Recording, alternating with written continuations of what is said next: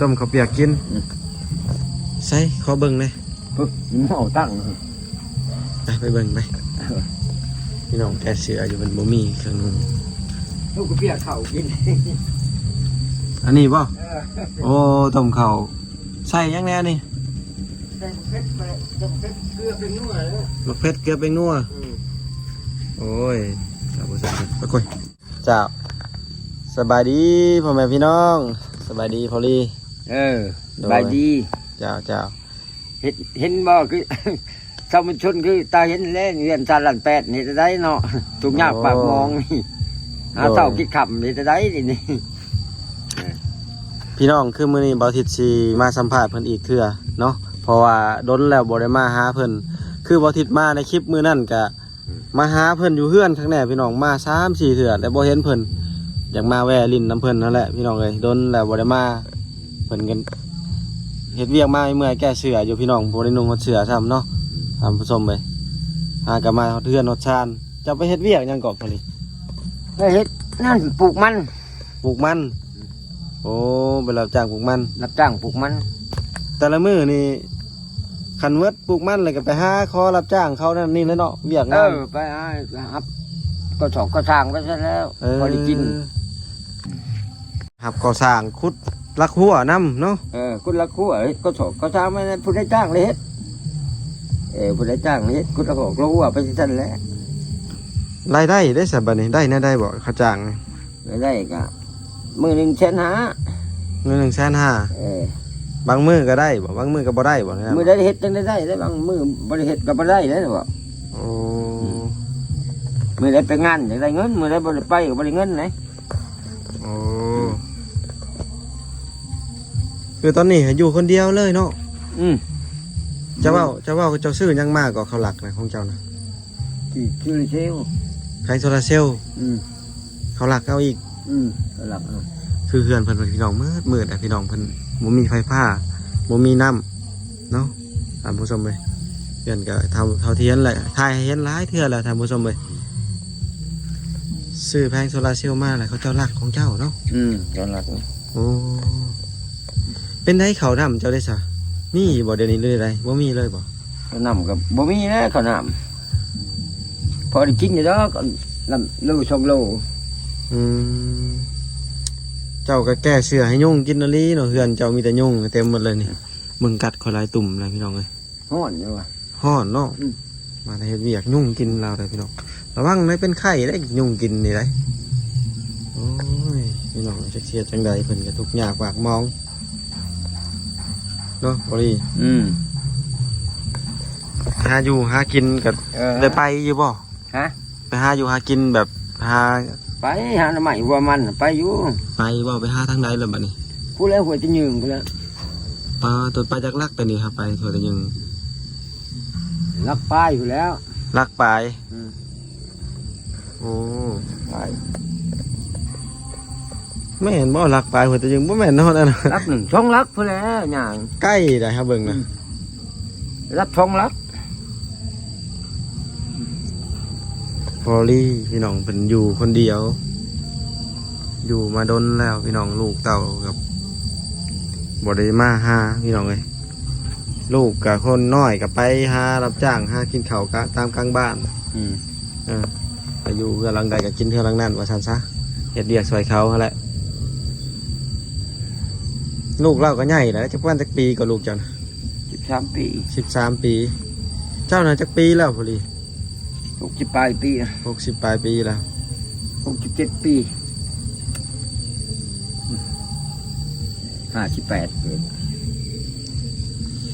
ชีวิตบั้นปลายท่านผู้ชมเอ้ยบั้นปลายชีวิตสมมติว่าคนอนุญาตเราสมมติว่าดินตอนนี้เนี่ยเจ้าชิมอบไว้ไพ่บอกพอดีมอบให้1แล้วมอบให้1บักแซงนี่ได้ใช่แต่เขาปั้นกันมัน1ปั้นให้โอ้มอบให้1เนาะอี1นี่อยู่ไซอี1กรุงเทพเอาผัวเลยบ่ยังเนาะฝากเงินมาให้อยู่บ่เพิ่งมาแล้วจังฝากทีนึงฝากน้ำไผ่แล้วฝากให้โอนกับบัญชีแล้วโ โอนเข้าบัญชีไผ โอนที่ใครก็ได้โอนที่เขาเต้นก็ได้ โอ้ยเติ้นบ่ โอ้เคยโอนให้เจ้าเนาะโอนแล้วเจ้าไปเอาเองบ่หรือว่าให้ไผไป เรา เอา เอง โอ้เราโอนให้นี่เท่าไรเท่าไร เดือนละ1,000 บาท ไหนลูกเจ้าไปเฮ็ดเวียกอยู่ไทยจักปีแล้ว 3 ปี เราก็มีเงินเก็บอยู่บ่ จังว่าแล้วเนาะถ้าอยู่ของเขา แต่เขาก็โอนมาให้นี่โอนมาให้ซื้อเขาบ่ พอได้ซื้อกินเนี่ยนะ เออนี่แหละพี่น้องเลยคนที่ไปเฮ็ดเวียกอยู่ไทยอยังงั้นเขาลำบากอะไรแท้ๆเลยพี่น้องเอ้ยก็ให้ฝากถึงผู้ใหญ่ใจบุญทางประเทศไทยที่ว่าจ้างแรงงานลาวก็คือเทนนิตูคิดดูพ่อแม่เพิ่นทางฝั่งลาวนี่เด้อพี่น้องถ้าเพิ่นมีเพิ่นทางเพิ่นมีเพิ่นร่ำเพิ่นรวยเนี่ยเพิ่นสิบ่ไปเฮ็ดเวียกอยู่ฝั่งไทยเด้อพี่น้องเด้อส่วนหลายก็มีแต่คนทุกข์คนยากนั่นแหละลำบากอีหลีแท้ๆเนาะจึงได้ไปหาทำงานอยู่ไทยพี่น้องเอ้ยไปหาอยู่ไทยก็ถือเจ้านายดีเพิ่นก็ถือว่าเป็นความโชคดีของผู้นั้นเนาะถือเจ้านายให้ก็ด่าบ่อยด่านะเตะตีก็มีเลยถามผู้ชมเลยคิดบ่ซื่อก็กุมกันก็มีผู้หญิงบางคนนะเนาะถือเจ้านายกุมถือเจ้านายทำให้ห่างกายก็มีพี่น้องเลยบางคนก็หาเงินก็เก็บกำเก็บออมได้พี่น้องลำบากนั่นแหละอันนี้ก็ว่าเฉพาะผู้บางคนเด้อท่านผู้ชมที่ว่าผู้มันบ่ดีผู้ดีก็ดีมีหลายเนาะสำหรับอยู่ไทยกันท่านผู้ชมเลยผู้ดีก็ดีอะไรได้พี่น้องคือบบอยู่พังลาวนี่ครับอันเพิ่นพ่อใหญ่แม่ใหญ่เพิ่นแถวพังไทยลุงป้าอาอ้ายยังต่างๆเพิ่นก็ช่วยคนลาวหลายอันหลายอย่างอยู่ได้ท่านผู้ชมเลยเพิ่นช่วยคนลาวนี่ผู้ทุกข์ผู้ยากเฮ็ดเดือนในชาติให้พี่น้องบ่ทิศก็ขอบคุณคนไทยหลายๆพี่น้องที่ว่าช่วยหักแพงประเทศลาวเห็นประเทศลาวเป็นบ้านพี่เมืองน้องพี่น้องเอ้ยแต่ว่าสำหรับบ่ทิศก็ถือว่าดีใจหลายที่มีคนไทยสนับสนุนช่วยเหลือกันและกันพี่น้องเอ้ยเนาะเดี๋ยวเขาถามต่ออีกพอลีมี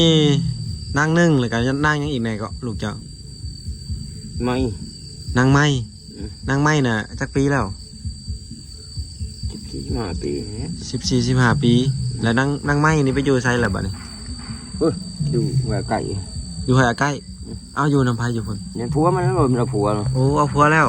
โอ้ได้ลูกแล้วเนาะอยู่หอยใกล้ได้ลูกจักคนแล้วบัดนี้ ผู้หนึ่ง สรุปว่านางไม้นี่ก็ทุกข์ยากคือกัน ถูกคือกันนะ อยู่นำเราเทิงอีกเนาะ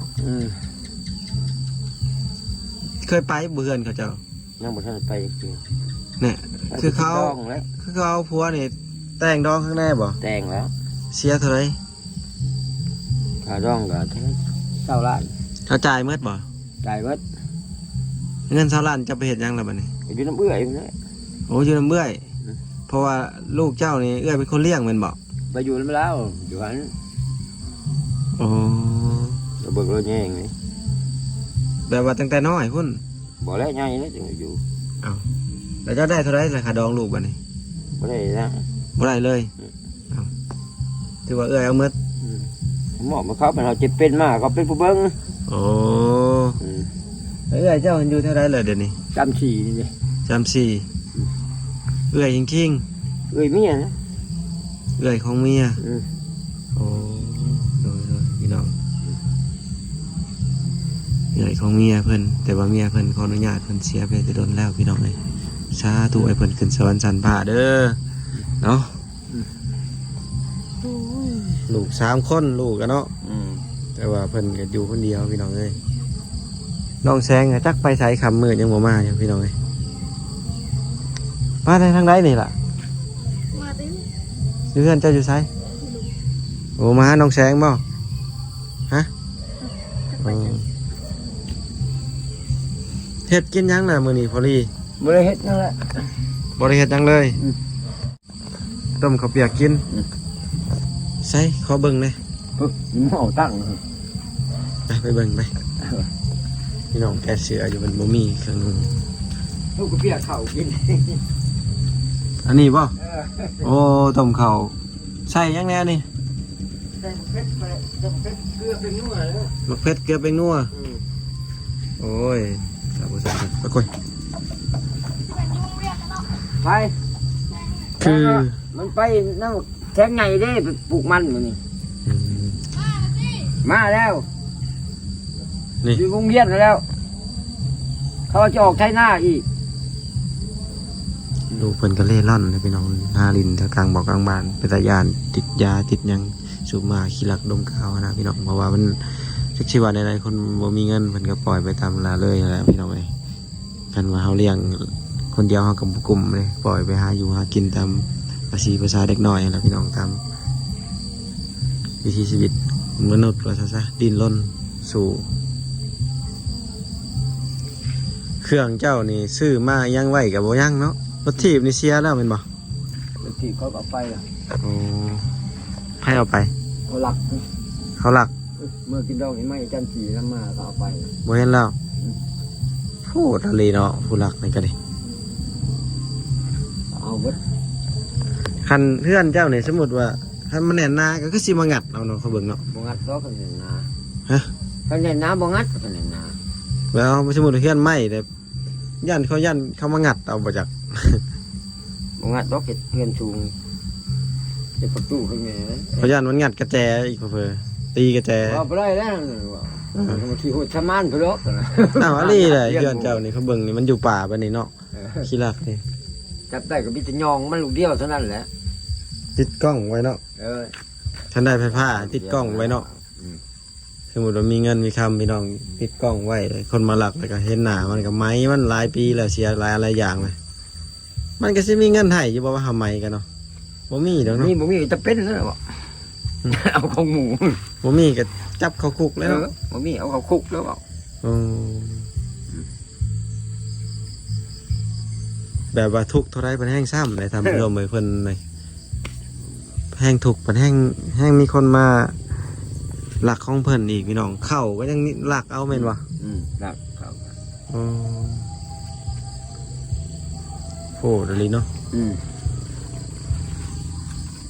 เขากินกันมาหลักของหมูโพดว่าขี้หลักกะลีรอ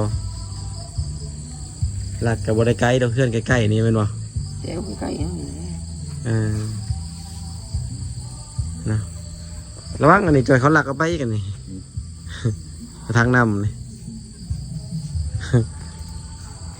โอ้ยรถถีบก็ถึงหลักกันรถจักรก็หลักอีกบ่จักรก็จอดไว้นี่กะ ว่าบ่ใช่โชว์บ่เผาเขาเอาแท้ โซ่เขาก็ตัดเอาแล้วขี้หลักหลายเด้ เออโอ้พี่น้องเลย คักนะแถวเพื่อนเพิ่นนี่พี่น้องเลยไปรับจ้างรับบาย หาอยู่หากิน ตามภาษาของเราท่านผู้ชมเลยนำกินกับไปเอาอยู่หลุมแล้วมาไกลหนึงทุกอย่างยุ่งหลาย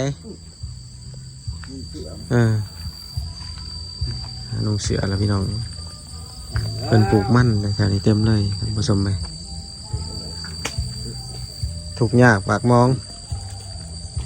เนี่ยปากมองนี่สุกยากนะ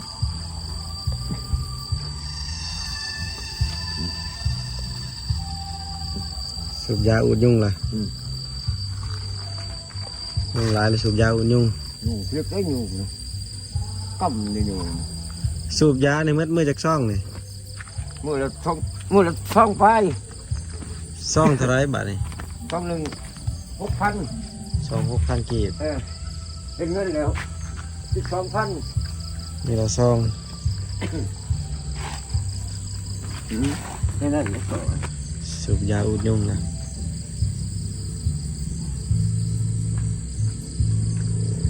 ชีวิตบรรปลายว่าซะเนาะ ชีวิตมันไป เข้าละ 60ปลายปีแล้วพี่น้องเอ้ยเคยมีบอกแบบว่าบ่มีกินอะไรหรอกเจ้าไปหากินอยู่ไส ก็เฮ็ดก็สอบก็สั่งหมู่จ้างเลยไปนี่นะเฮ็ดไปนี่นะ สมมุติบ่มีไฟจ้างเลยเด้ซะ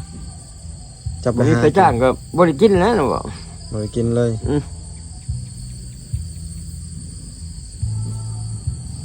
บ่มีผู้จ้างมันจะได้กินหรอกมีผู้จ้างได้จังได้กิน มีบ่บัตรแบบว่าเจ้าบัตรยามพืชอะไรแบบข้าวก็บ่มีของกินก็บ่มีเงินก็บ่มีเจ้าไปกินน้ำไผบัดนี้ บ่พอขาดดอกอันกินนะทำกินนะบ่พอขาดต้องกินห่างมันบ่ห่างแล้ว แบบ ทำ เข้า นี่แล้ว แบบเข้านี่ อืม สิหมดแล้วก็บ่มีอย่ารีบอนหาไปหารับจ้างก็บ่ได้เลยเฮ็ดได้โทรหาลูกบ่ ตัว5 ล้านแล้ว โทรหาหลาน หาลูก5 ล้านแล้ว โทรหาหลานโทรอะไรได้บ่นี่สมมุติจะโทรไป แล้วนั้นบ่มีแล้วช่วยกูนี่ให้ถูกเขาก็ให้พอได้กินไปทั้งท่านแล้ว บรรเทาชีวิตไปก่อนเนาะ บรรเทาชีวิตไปก่อนจะทำมาได้ แบบลูกเอาให้ในไลฟ์ชุดนี่ประมาณเท่าไหร่ มึงแล้วเป็นเงินกล้าวเขานี่ก็600,000ไป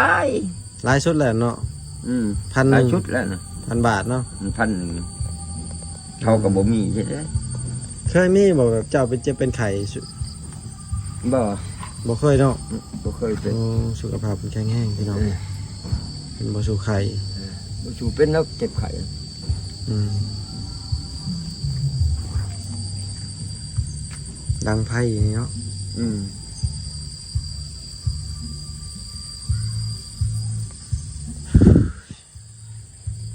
ลูกเพิ่นว่าได้เจ็ดหลังจากที่เจ้าได้ดินแล้ว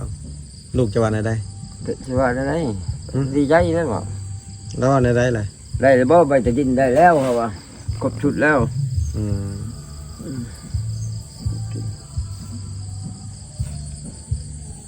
มีใบมอบชิด ใบหมอบคิดแล้ว แล้วก็ในบ้านเพิ่นเช็ดยังยืนให้ ครบชุด อืม แล้วลูกจะว่าได้ไผเป็นคนเอาให้บ่ เขาก็ว่าเบาทิศนะ อืม แล้วมาลงถ่ายคิดนะว่า อืม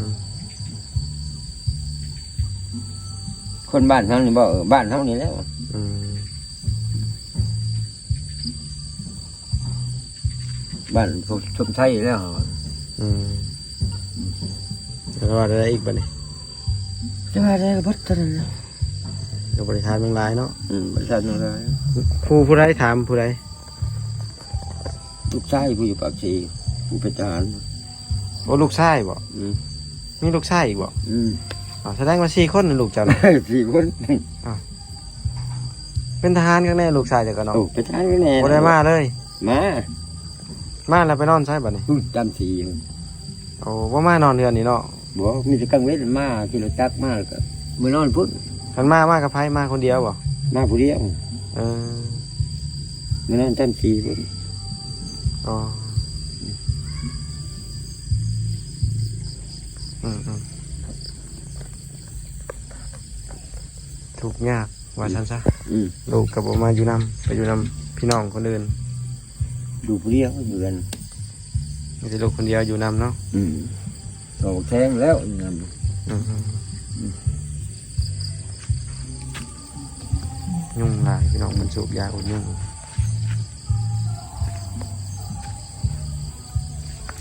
มือนี่สิไปอันนั้นสิเรียกน้ำดองนั้นไปหมั่งทางชีเขา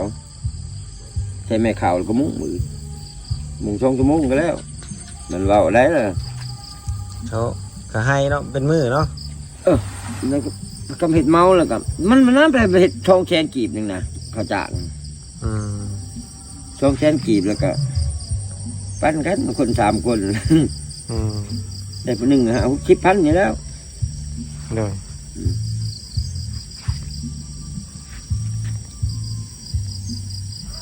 มื้อนั้นข่อยสิเช้าส่งเสื้อมาให้ อืม มาหาเจ้า3-4เถื่อบ่เห็น เจ้าก็มาค่ำมาลีเนาะ เออบ างมื้อนี่เด็กพุ่นบ่ บางมือก็บ่ได้เด็กบ่ชูเด็กไปซ้ำนี่แล้ว แหน่ข่อยมาซ้ำนี่แต่มื้อนั้นบ่เห็นน่ะ บางทีลิ้นอยู่ลุมพุ่น อ๋อ มันฮ้อนลิ้นอยู่ลุมพุ่นวงเวียนหมดแล้ว7-8 โมง แล้วลินน้ำไผอยู่ลุม เพื่อนเขาบอกแชงนี่เด้ แสง เพื่อนเขาบอกขับเห็นบ่ อยู่บน กกม่วงกันวงเวียนกกม่วงเห็นบ่ อ๋อไปนั่งดินอยู่นั่น อย่างนั้นแหละกับเขาแล้วอยู่เป็นน้ำหมูเนี่ยนะ อืม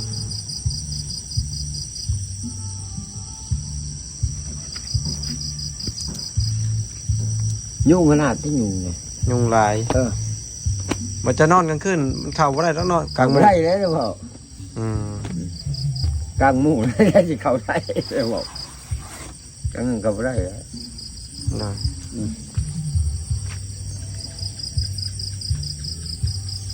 เขา างมุ่งแล้วกลับบ่ได้ ไปเวียกตอนเช้านี่ไปอาบน้ำอยู่ลุ่มพุ่นบ่ ช่างบอกแล้ว ไปอาบอยู่พุ่นไปทุกมื้อเนาะ ทุกมื้อแล้วตรงน้ำพ้นนี่ใช่ ตรงน้ำพ้นนี่ใช่ ขันน้ำพ้นตกก็อาบอยู่นี่ก็ได้เนาะ อาบนี่ก็ได้กับฝนตกแล้วฝนตกหรือฝนแล้วช่างบอก เมื่อน้ำแล้วก็ให้ได้ไปเอา แบกแล้วแบกย่างขึ้นมาแล้ว ได้คนเดียว แต่ทุกชนิดแบกย่าง ส มา องลักพี่น้องไปเอานำ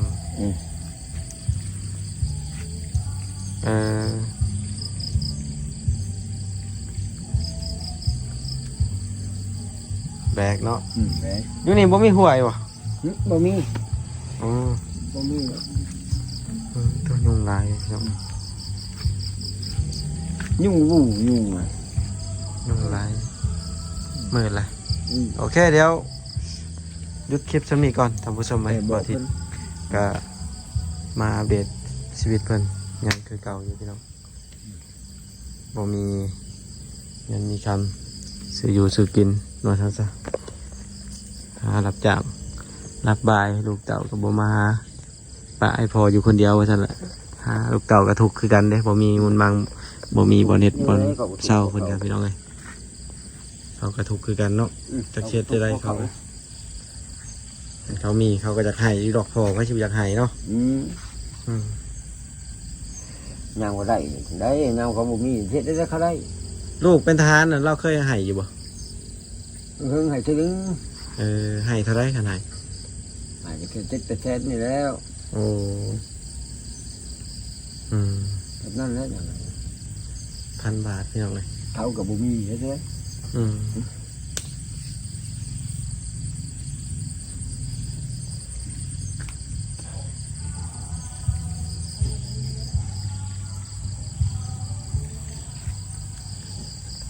โอเคพี่น้องเลยเดี๋ยวซ้ำนี้ก่อนเอาไว้โอกาสหน้าจึงมาหาใหม่